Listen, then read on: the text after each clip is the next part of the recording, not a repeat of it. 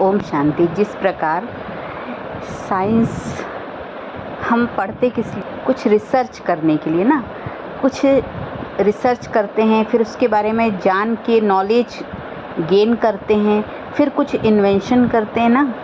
तो साइंस जिस तरीके से हमारे जीवन में हमेशा हर पल काम करता है, जो कुछ भी हम जीवन में उपयोग लाते हैं वो सब साइंस के बल पे ही बना हुआ है ना। तो ऐसे ही साइंस जैसे ज़रूरी है हमारे जीवन में, इसी प्रकार से स्पिरिचुअल साइंस भी होता है। स्पिरिचुअल साइंस माने वो भी एक पढ़ाई है, वो भी एक स्टडी है। आध्यात्मिक ज्ञान, स्पिरिचुअल नॉलेज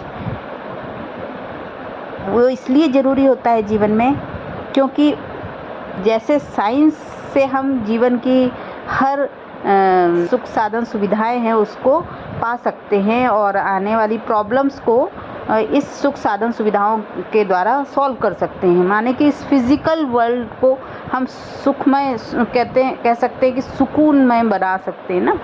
साइंस ने हमें पंखे, कूलर, एसी के द्वारा शुद्ध ठंडकता दी और हम आराम से चैन से रह पा रहे हैं। तो इसी तरीके से फ्लाइट से जाते हैं, समय बच जाता है। तो ये सब सुविधाएं जो उपलब्ध हैं ये साइंस के ही दम पे तो है ना। तो इसी तरीके से साइलेंस की पावर जो होती है वो हम गेन करते हैं स्पिरिचुअल साइंस से।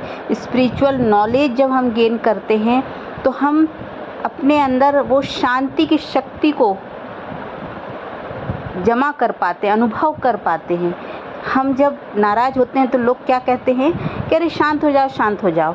पर जब अंदर शांति की पावर ही नहीं है तो कहाँ से शांत हो जाएं, है ना। इसके लिए ज़रूरी होता है कि हम आध्यात्मिक ज्ञान को, स्पिरिचुअल साइंस को, जो हमारी साइकोलॉजी को समझाता है, हमारे मन बुद्धि को, माइंड को, ब्रेन को कैसे हम समझें, हमारी इंटेलेक्ट कैसे काम करती, बुद्धि कैसे काम करती है, कैसे हम संस्कारों के प्रभाव में रहते हैं, ये सारा जो नॉलेज है, किस तरीके से हम दुख को अर्जित करते हैं, अशांति को अर्जित करते हैं और कैसे हम इनसे फिर मुक्त हो सकते हैं, तो यही स्पिरिचुअल साइंस के द्वारा हमें मालूम होता है ना।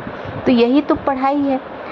तो स्पिरिचुअल साइंस पढ़ने का मतलब या आध्यात्मिक मार्ग में जाने का मतलब ये नहीं कि आप कोई बहुत महान बन जाएंगे, बहुत देवता बन जाएंगे, सबके लिए बिल्कुल आप बहुत अच्छा आपका वो हो जाएगा, कह सकते हैं कि अच्छे इंसान बन जाएंगे।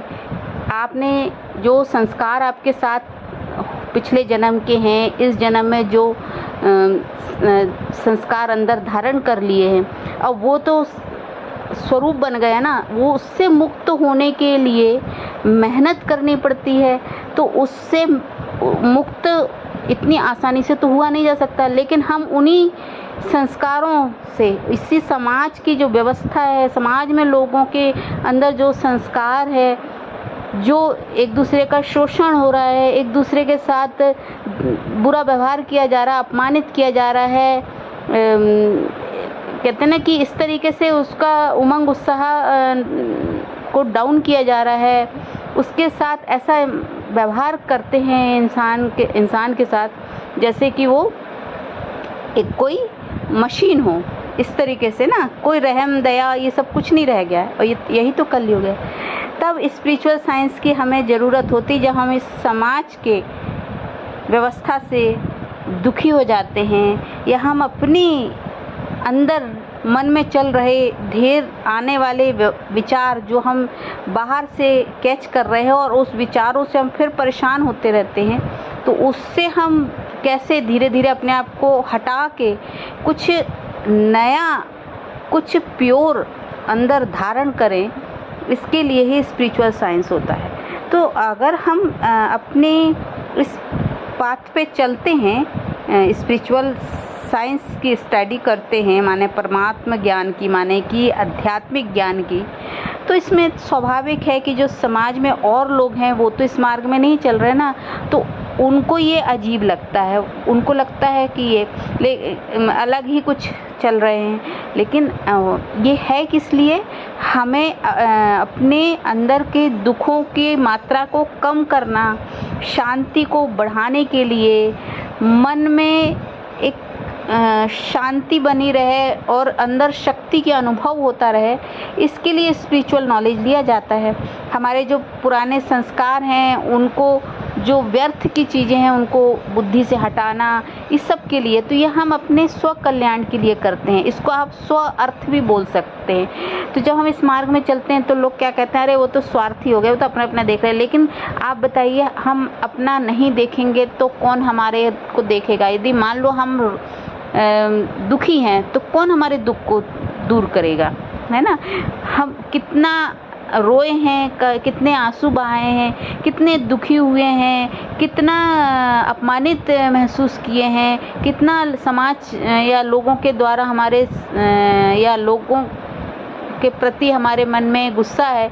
ये सब चीज़ें से किसी को क्या लेना देना? किसी को कुछ लेना देना नहीं, है ना? लोग तो क्या उपदेश देंगे, अरे गुस्सा मत होया करो, है ना, ऐसे बोलेंगे। या कहेंगे अरे टेंशन मत लिया करो, बस यही बोलेंगे ना। लेकिन उस किस तरीके से हम इन प्रोसेस को अपने जीवन में अप्लाई करें, इतना आसान नहीं होता। जो बोल रहा होता है वो खुद भी गुस्सा कर रहा होता है, वो खुद भी टेंशन ले रहा होता है, लेकिन उपदेश तो देना है ना। तो ये चीज़ों को हम किस तरीके से अपने आप पर ध्यान दे के स्पिरिचुअल पाथ पे चलते हैं, तो कम से कम इतना तो होता है कि हम अपने पे ध्यान देना शुरू कर देते हैं। जब अपने पे ध्यान देते हैं तो जैसे कि अपराध हो रहे हैं बाहर, दूसरे पे ध्यान दे के ना, दूसरे को कैसे हम लूट लें, दूसरे के साथ कैसे हम दुष्व्यवहार कर दें, है ना, जैसा कि होता है, कितने अपराध होते हैं।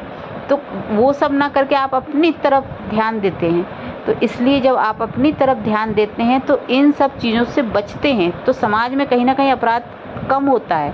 अगर आपने अपने आप को ठीक रास्ते पे चला लिया, ये गलत नहीं किया। क्योंकि देखो, अपराध भी कब होते हैं? जब आप अंदर से असंतुष्ट होते हो, आपको बहुत समाज में अपमानित किया जाता है, या आपके साथ दुर्व्यवहार किया जाता है, या आपके अंदर हीन भावना, ईर्ष्या है, ये सारी बुराइयां आपके अंदर हैं, तो आप अपराध करते हो। या आपके अंदर बुरी दृष्टि है दूसरे की धन संपत्ति पे, दूसरों के बच्चों पे, दूसरे, तो आप ये सब फिर अपने मन को, ये मन में ये सब चीज़ होता है ना, तो मन को संतुष्ट करने के लिए फिर वो सारे अपराध कर डालते हो, दूसरे को कैसे हम नुकसान पहुंचाएं।